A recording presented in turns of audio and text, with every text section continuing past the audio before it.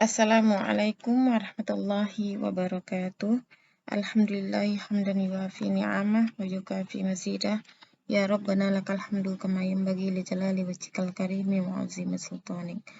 Wassalatu wassalamu ala sayyidina Muhammad wa ala alihi wa ashabihi ajma'in. Asyhadu an la ilaha illallah wa asyhadu anna Muhammadan abduhu wa rasuluh. La nabiyya ba'da amma ba'd.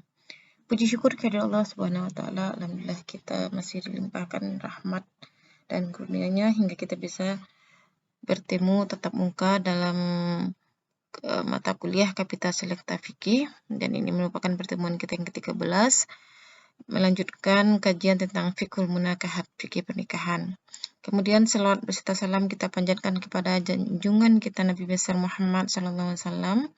Allahumma shalli ala Muhammad wa ala ali Muhammad.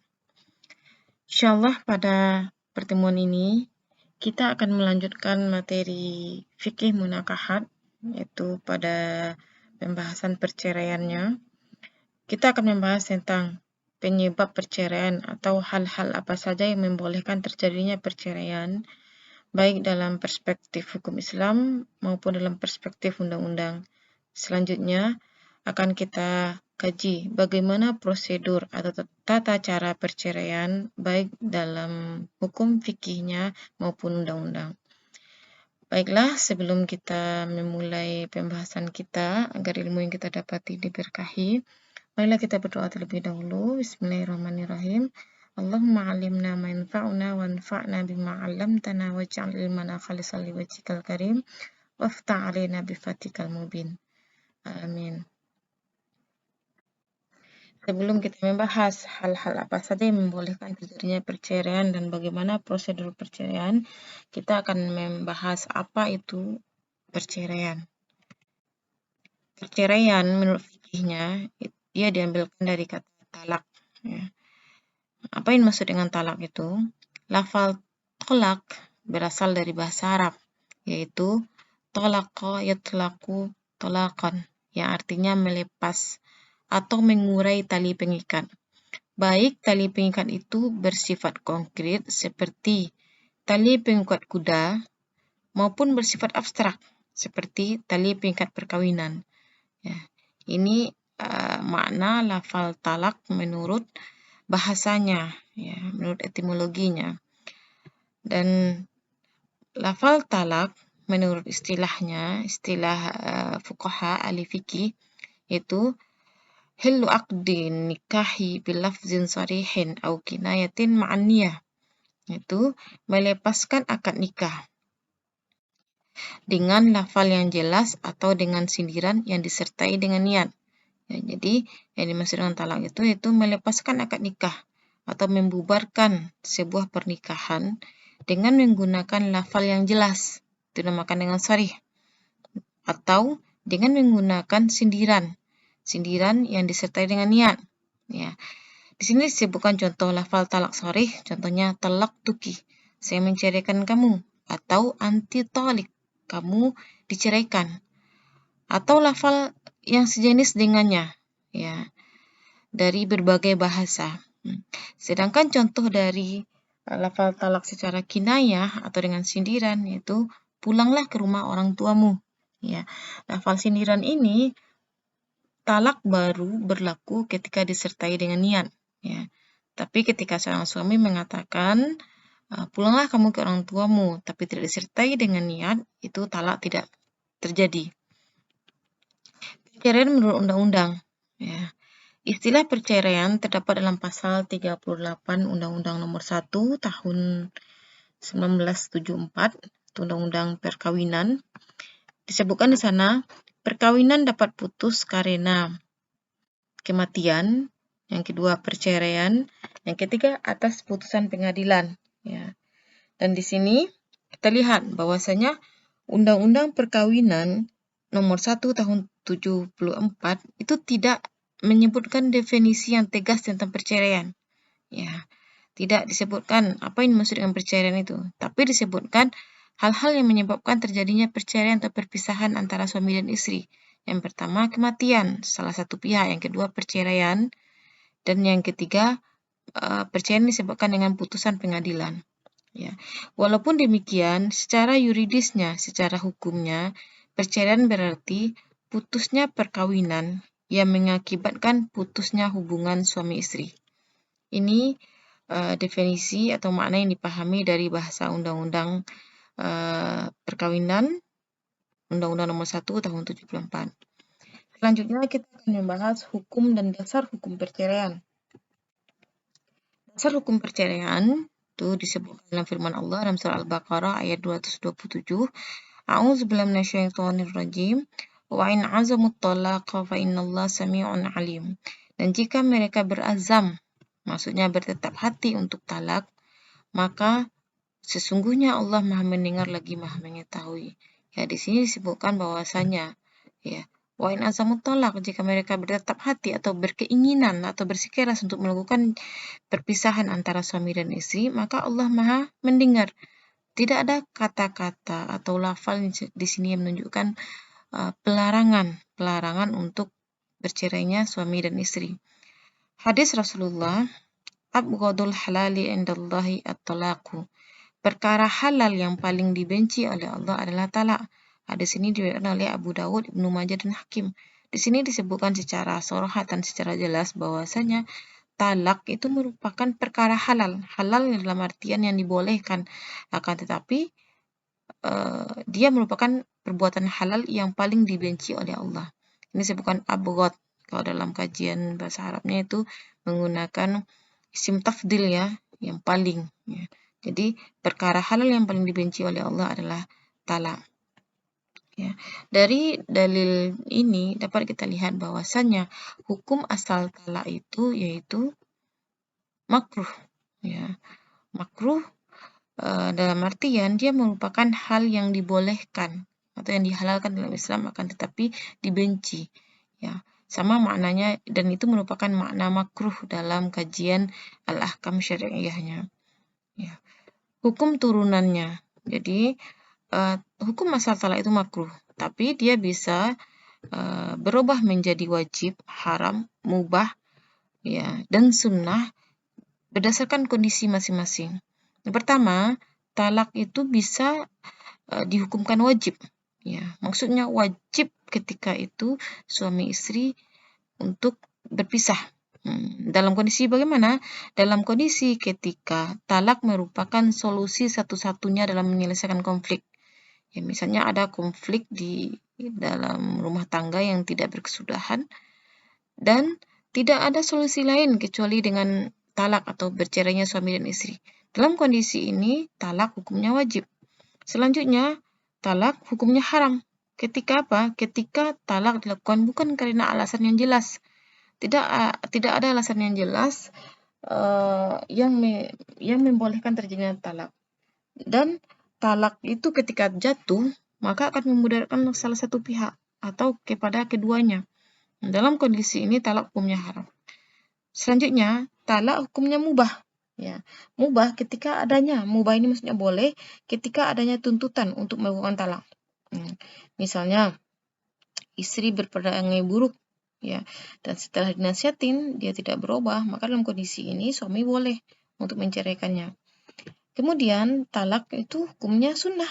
Apabila istri berlaku zalim terhadap hak-hak Allah, tidak mementingkan hak-hak Allah dalam hal beragama, contohnya dalam ibadah, ya. Ketika istri bertabiat seperti ini dan suami sudah menasihatinya dan tidak ada perubahan, maka disunnahkan untuk menceraikannya. Oke, kita lanjut ke hal-hal yang membolehkan terjadinya perceraian. Ya, kita akan mengkajinya dari segi perspektif hukum Islam dan undang-undang yang berlaku di negara kita, Indonesia. Hal-hal yang menyebabkan perceraian dalam fikih klasik, itu bisa dibahasakan dengan hal-hal yang membolehkan terjadinya perceraian dalam kitab-kitab fikih klasik. Ya, sini sudah merupakan rangkumannya dari berbagai kitab. Yang pertama, istri gila. Ya, ketika istri gila atau memiliki penyakit kusta atau sopak, belang, ini merupakan penyakit yang orang jijik ya terhadap orang yang berpenyakit ini. Maka dalam kondisi ini suami boleh menceraikan istrinya. Yang kedua, jika setelah berlangsungnya akad nikah diketahui bahwasanya istri termasuk orang yang haram dinikahi.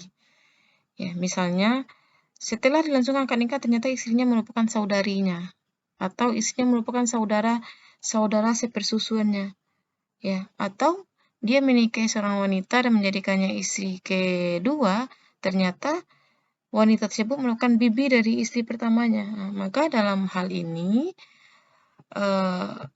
perceraian boleh dilakukan. Yang ketiga, jika yang menjadi walinya, wali pernikahan, masih belum cukup umur atau masih anak-anak dan bukan ayah atau kakeknya.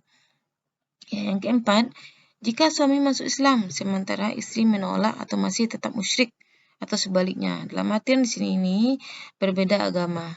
Oke. Yang kelima, jika salah satu suami istri murtad.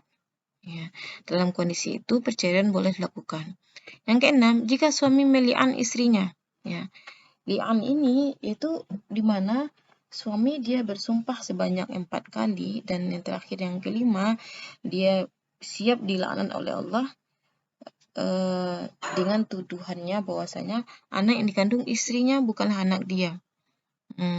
Dalam artian dia menuduh istrinya berzina. Ya, li'an ini merupakan solusi ketika suami menuduh istrinya berzina dan istrinya hamil, tetapi suaminya ini tidak bisa mendatangkan 4 orang saksi. Tentu akibatnya istrinya harus dirajam sampai mati.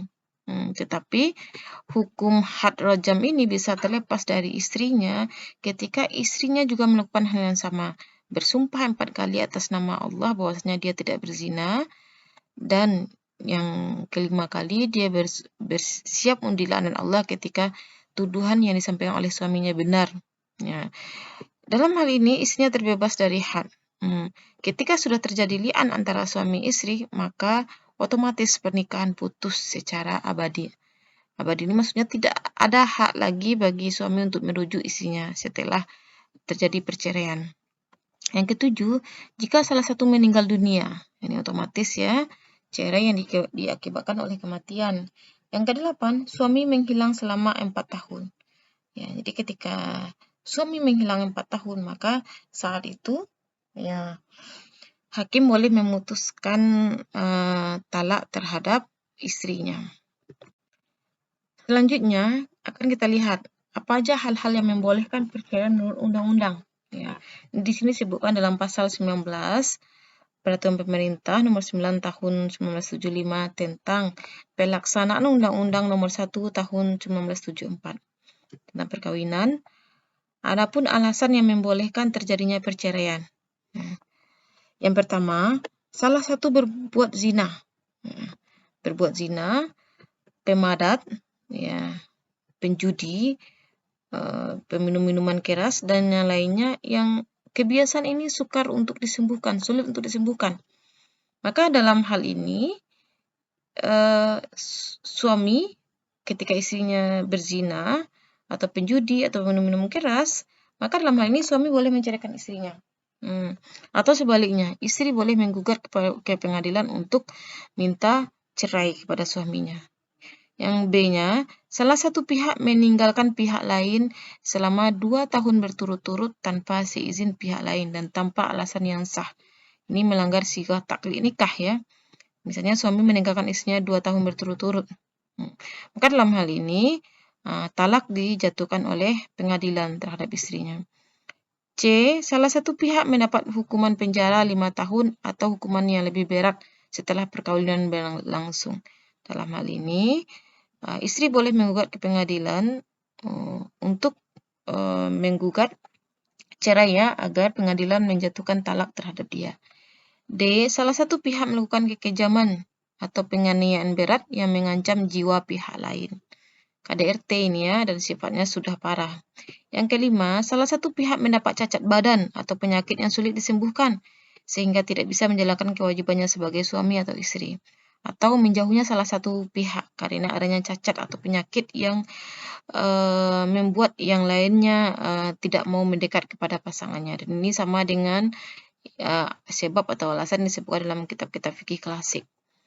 Serta antara suami dan istri terjadi perselisihan dan pertengkaran terus-menerus sehingga tidak ada harapan untuk dirukunkan. Ya. pada hakikatnya hampir sama aturan pembolehan terjadinya perceraian yang disebutkan dalam kitab fikih klasik dengan yang disebutkan dalam kitab undang-undang yang berlaku di Indonesia. Selanjutnya, bagaimana prosedur atau tata cara perceraian? Kita lihat yang pertama, tata cara perceraian dalam kitab fikih klasik ya. Dalam hukum Islam bagaimana? Dalam hukum Islam, perceraian itu bisa dilakukan dengan dua cara. Yang pertama, secara sharih atau jelas, di mana suami jelas menyebutkan kata-kata talak terhadap istrinya. Seperti tadi sudah kita sebutkan, tolak tuki, saya menceraikan kamu, atau anti tolik, kamu diceraikan. Ya, sini jelas. Ketika suami menyebutkan kata-kata cerai secara jelas, secara sharih ini, maka dengan niat atau tanpa niat secara otomatis talak jatuh terhadap istri. Ini cara yang pertama dalam fikih asli. Nah, sedangkan cara kedua itu dengan cara kinayah atau sindiran. Dengan cara kinayah, misalnya, pulanglah kamu ke rumah orang tuamu. Ya, itu sindiran. Sindiran ini baru berlaku talak terhadap istri ketika disertai dengan niat. Tapi ketika suami hanya mengatakan pulanglah kamu ke rumah orang tuamu, tidak disertai niat, maka dalam keadaan itu talak tidak berlaku. Bagaimana tata cara perceraian menurut undang-undang yang berlaku di Indonesia? Ini jadi pertanyaan. Ketika seorang suami sudah mengucapkan kata-kata talak tuki atau anti tolik, dan dia merupakan muslim dan muslimah yang berada di negara Indonesia yang memberlakukan hukum khusus yang berkaitan dengan perceraian ini, apakah talak telah jatuh dengan sendirinya dengan ucapan ini? Jawabannya tidak. Ya, kenapa? Karena ada langkah-langkah yang harus diikuti oleh seorang muslim dan muslimah yang berada di Indonesia untuk terjadinya sebuah perceraian. Ya, langkah pertama ini disebutkan dalam pasal 14 Peraturan Pelaksana dari Undang-Undang Perkawinan nomor 1 tahun 74 ya. Seorang suami yang telah melangsungkan perkawinan menurut agama Islam yang akan menceraikan istrinya, dia harus mengajukan surat kepada pengadilan di tempat tinggalnya. Surat itu berisi pemberitahuan bahwa ia bermaksud menceraikan istrinya, disertai dengan alasan-alasannya, serta meminta kepada pengadilan agar diadakan sidang untuk keperluan perceraian ini. Ya, tentunya pemberitahuan yang diberikan oleh suami kepada pengadilan ini, bahwasanya dia ingin menceraikan istrinya, tentunya dengan alasan-alasan yang sudah disebutkan sebelumnya. Alasan-alasan yang membolehkan seorang suami menceraikan istrinya. Langkah kedua, itu pengadilan mempelajari surat pemberitahuan yang diajukan oleh suami. Terus, setelah pengadilan mempelajari surat permohonan suami untuk menceraikan istrinya, pengadilan memanggil suami istri untuk meminta penjelasan. Ya. Selambat-lambatnya, pemanggilan ini dilakukan 30 hari setelah pengadilan menerima surat permohonan dari suami. Setelah suami istri dipanggil untuk meminta penjelasan, maka pengadilan berusaha melakukan perdamaian, ya, mendamaikan kedua belah pihak. Terus selanjutnya, pengadilan akan mengadakan sidang untuk menyaksikan perceraian dengan memberikan izin kepada suami untuk melafalkan ikrar talak di depan sidang. Ya. Jadi sidang ini harus dihadiri oleh istri atau kuasa dari istri. Ya. Ketika tadi pengadilan sudah berusaha mendamaikan kedua belah pihak dan perdamaian tidak berhasil, maka pengadilan akan mengadakan sidang untuk menyaksikan perceraian, dan di depan sidang itu suami akan melafalkan ikrar talak terhadap istrinya dan istri harus hadir pada persidangan tersebut atau kuasa hukum dari istri. Yang kelima, sesaat setelah suami melafalkan ikrar talak, ketua pengadilan memberi surat keterangan tentang terjadinya perceraian tersebut. Surat keterangan tersebut dikirimkan kepada pegawai pencatatan perceraian yang berada di wilayahnya. Perceraian itu terhitung pada saat perceraian dinyatakan di depan sidang pengadilan. Ya, jadi karena kita umat muslim yang berada di wilayah hukum Indonesia, maka kita harus mengikuti aturan yang berlaku di Indonesia. Jadi ketika seorang suami menceraikan istrinya dengan lafal talak, saya ceraikan kamu, otomatis talak belum jatuh terhadap istri. Walaupun dalam hukum Islamnya sebenarnya sudah jatuh talak, ya. Nah, dia harus melewati prosedur ini, ya, dan akhirnya nanti ketika pengadilan sudah berusaha mendamaikan keduanya dan tidak ada dan usaha untuk mendamaikan tidak berhasil, maka pengadilan akan memberikan kesempatan kepada suami untuk mengikrarkan lafal talak di depan pengadilan. Oke, kita lanjut. Tata cara cerai gugat menurut aturan perundang-undangan. Ya, jadi nanti pada kajian berikutnya kita akan membahas pembagian dari perceraian. Di antara pembagiannya itu cerai gugat. Cerai gugat ini yaitu cerai yang diajukan oleh istri kepada pengadilan. Ya, bahwasanya istri menggugat suaminya ke pengadilan agar suaminya menceraikannya. Nah, bagaimana prosedurnya? Gugatan perceraian diajukan oleh istri atau kuasa hukumnya pada pengadilan agama yang berada di wilayah hukumnya. Maksudnya, istri atau kuasa hukumnya mengajukan ke pengadilan agama di mana dia tinggal. Yang kedua, gugatan bisa diajukan setelah lewat 2 tahun terhitung sejak tergugat meninggalkan rumah. Karena dalam sigat taklid talak, suami tidak boleh meninggalkan istrinya 2 tahun tanpa ada kabar, ya. Yang ketiga, gugatan perceraian dapat diterima pengadilan apabila telah cukup jelas bagi pengadilan agama mengenai sebab-sebab perselisihan atau pertengkaran ini ketika gugatan yang diajukan istri disebabkan oleh perselisihan, ya, dan setelah mendengar pihak keluarga serta orang-orang yang dekat dengan suami istri tersebut. Jadi, ketika pengadilan sudah menerima pengaduan dari istri, maka pengadilan akan memanggil orang-orang terdekat kedua belah pihak untuk meminta penjelasan. Selanjutnya, adanya usaha damai yang dilakukan oleh pengadilan agama. Ya, setelah memanggil orang-orang terdekat meminta penjelasan, nanti suami istri akan dipanggil dan mereka akan diusahakan untuk berdamai. Apabila tidak tercapai perdamaian, pemeriksaan gugatan perceraian dilakukan dalam sidang tertutup. Ya. Putusan pengadilan mengenai gugatan perceraian tersebut diucapkan dalam sidang terbuka untuk umum.